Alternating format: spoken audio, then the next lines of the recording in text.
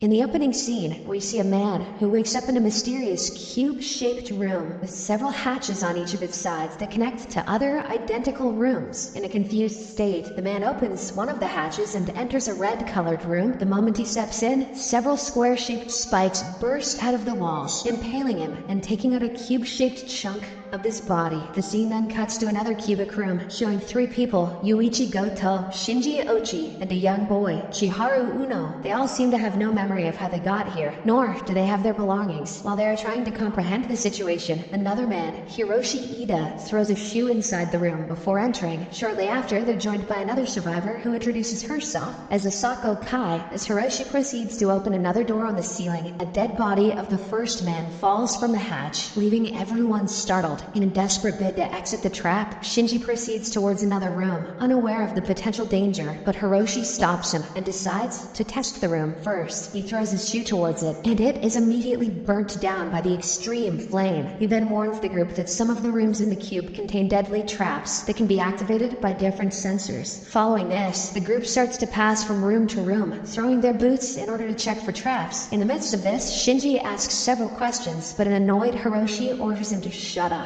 In one room, they come across an elderly man, Kazumasa Ando, who introduces himself as a company executive. He initially believes that the group is here to rescue him, but his hope shatters when they reveal that they are also trapped victims like him. The six of them continue to move from one room to another. During this, they notice a plate with 3 numbers in the passageway between each room, but are unable to comprehend its meaning. At one point, Yuichi is assigned to check for the trap in a room before they enter. He throws his boot and removes it very soon before concluding that it is safe. The group then makes their way inside the room without thinking twice, but as soon as the hatch closes behind them, the room's light goes off, and a fan with sharp metal blades starts descending from the ceiling, proving that it is a trapped room. Sensing the urgency of the situation, they frantically attempt to unlock the other hatches, but none of them open up. As the blades slowly approach their heads, their only option is to go through the bottom door. However, Yuichi freezes on top of the door in fear, so Hiroshi pushes him aside, letting the group escape moments before the blades reach them. Although they manage to get out safely, Hiroshi vents his anger on Yuichi for his recklessness. As they rest for a while, the young Chiharu, who seems to have memorized the numbers between the rooms, uses his shirt button to write it down on the floor. He then conducts some tough mathematical calculations and eventually figures out that all of the trapped rooms are indicated by having prime numbers. In order to test the theory, Yuichi chooses a hatch with all even numbers and jumps into the other room, risking his life. He should have maybe still thrown a boot just in case. The theory proves to be correct, as the room appears to be normal. In the aftermath, the group uses this insight to navigate through numerous other rooms. However, at one point, they come across a room where all the surrounding rooms are trapped. They recheck the numbers in hopes of finding any clue, but to no avail. Asako then suggests that they return back to the same room that they came from, but much to their dismay, the door to that room is permanently locked. Now that they are trapped in a single room, Kazumasa blames Chiharu, deeming his theory worthless. Math is still a pointless subject after all. Amidst their discussion, Hiroshi discovers that one of the room's traps reacts to sound. As a result, he urges the group to pass through it without making any noise. They then form a queue and proceed towards it, but Shinji accidentally drops his boot on the floor, which creates a sound. As a consequence, the trap is activated, and electric laser bars appear in the room. It almost burns down Kazumasa, who is still inside the trap room. Thankfully, the group members pull him out in the nick of time, and he only sustains a minor injury on his leg. Although the old man is saved, he berates Shinji for his recklessness, and also goes on a hateful rant about young people. Goddamn tit-talking idiots! Not long after, Chiharu shifts the group's focus on a cubicle structure drawn on the wall. The picture indicates that all of these rooms are located inside a large cube, and that they must find a way to an exit room. But before they can discuss their next move, the room's wall starts releasing a harmful gas, prompting them to hastily run away. This confuses the group, and they wonder why the room was trapped despite the hatch not having any prime numbers. Even though they are clueless, they have no other choice but to keep moving in search of an exit. The group then proceeds to the next room, only to be confronted by a shocking revelation. They've ended up in the same room with the first man's dead body, suggesting that they've been moving in a circular path. However, Shinji doesn't agree with the idea, and instead speculates that the rooms inside the cube are moving. Hiroshi proposes that they keep on walking because he does not have much time left. While venturing through the room, rooms, Yuichi questions Hiroshi if someone is waiting for him outside the maze, to which the latter replies that it's his wife. He vows to return back to her, no matter how tough the situation gets. But what if they find an alligator room? He'd probably be screwed then. At one point, the cube experiences a sudden tremor, which causes Chiharu to fall into a trapped room. Seeing this, Yuichi rushes to save the boy from the trap, which has laser beams that aim on a target and shoot through it. The two manage to dodge several laser shots, but they are unable to make their way out. As a result, Hiroshi jumps in for their rescue and helps them return to the safe room. But sadly, he is unable to save himself, and the laser beam penetrates his body,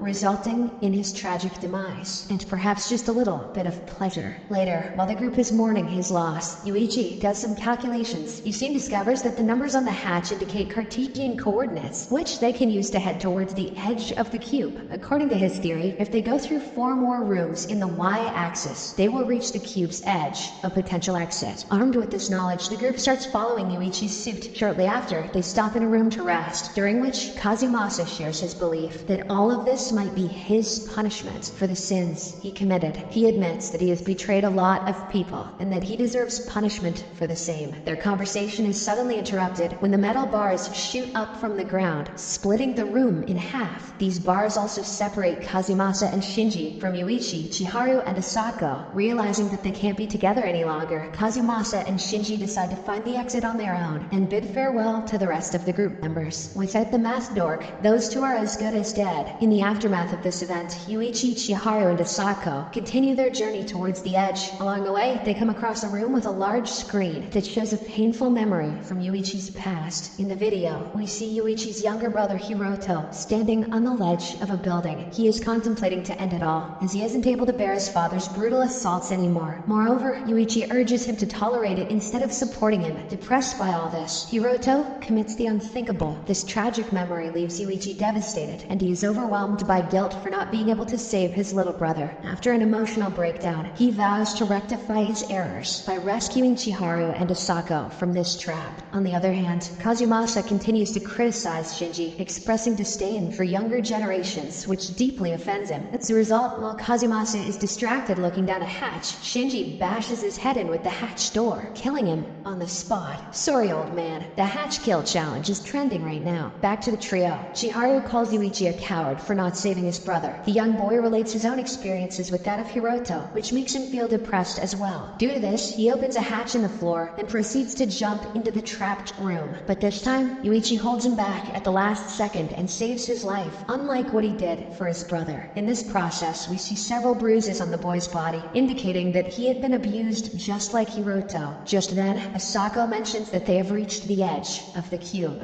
Upon looking out through a hatch, they learn that the maze of rooms is encased in a hollow shell that has an opening in its base, which is probably the exit. Furthermore, they also see a cube room acting as an elevator, which they believe will lead them to the base. Yuichi quickly calculates the coordinates to the moving cube room, after which the trio heads towards it. On their way, they meet a blood-covered Shinji. Despite being initially happy with the reunion, the group soon doubts him when he says that Kazumasa died in a trap. However, they don't confront him yet and continue on their journey to the exit room. A short while later, Shinji forces all of them into a trapped room where he finally admits that he killed Kazumasa. Sensing the imminent threat, the three of them try to escape the room, but Shinji attacks Yuichi with the intention of killing him. Yuichi inquires for the reason why he's doing this, to which the latter confides his past grievances in him. Turns out that he used to work at a local convenience store, where he frequently got berated by the elderly store owner, as well as the customers. In other words, he was terrible at his job, and he hated when people called him out for it. This raised his hatred towards people, which intensified further when Kazumasa criticized him, eventually making him deranged. Now he neither wants to live, nor wants to let others live. As a result, he proceeds to choke Yuichi to death. In this intense moment, Yuichi is reminded of his younger brother, and that motivates him to fight back. He then gathers all of his strength to fend off the insane Shinji, who is soon killed by the room trap. Before the trap can get to the rest of the group members, Yuichi manages to send Asako and Chiharu out of the room while sacrificing himself in the process. After this, Chiharu and Asako make it to the elevator room that leads them to the base. Chiharu walks out while Asako insists that she will stay behind to look for more survivors. The young boy then wanders into a long passageway with a bright light up ahead. His fate Unknown. Hopefully the room contains burgers and a toilet. In the meantime, Yuichi falls into another room. He sustains several injuries, but is still alive. Despite the excruciating pain, he doesn't lose hope of getting out of this maze. In another surprising turn of events, Asako is revealed to be a highly advanced cyborg that has been monitoring the cube survivors as test subjects. The movie ends with Asako going to another group of survivors and saying the same programmed line she said when she met the previous group.